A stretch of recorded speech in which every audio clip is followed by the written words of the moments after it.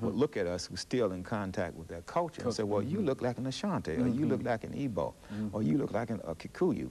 And it sort of hurts to know that we look like a member of an ethnic group on the African continent, but we don't have the culture, the traditions, or the language.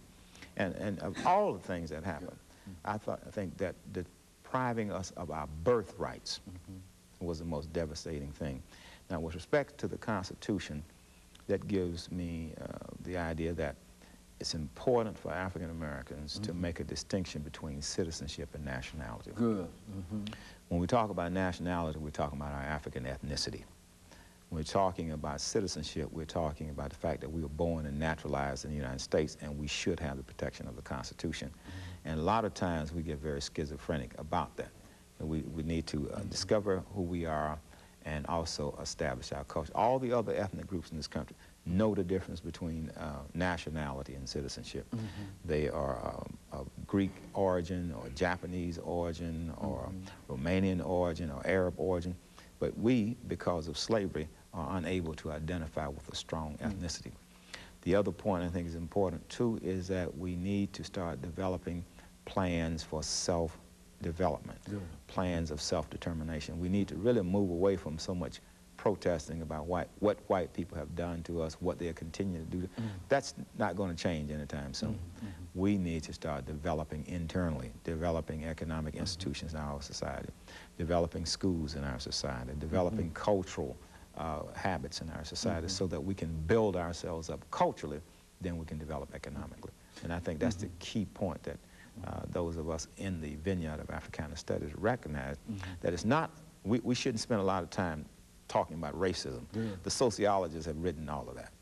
Our time needs to be focused on how can we put our extended families back together, bring the African father back home.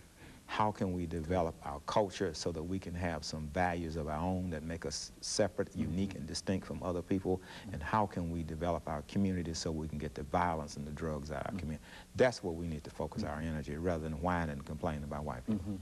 You know, Doctor, I think quite recently, during the Christmas holiday and period, there was a movement, a cultural movement among African Americans called the Kwanzaa movement.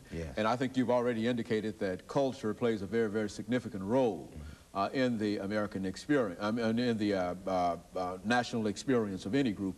And let's have you to talk about Kwanzaa and tell our audience exactly what is the Kwanzaa cultural movement and what does it signify and all of those things that you believe to be significant in terms of dealing with that movement.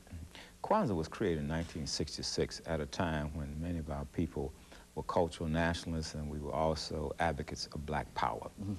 And it was created by Dr. Maulana Karenga, who looked at the African continent as a whole and observed that we were an agrarian people, and on a seasonal basis we would have festivals, festivals based on the harvest of crops, whether it was the yam or the corn crop.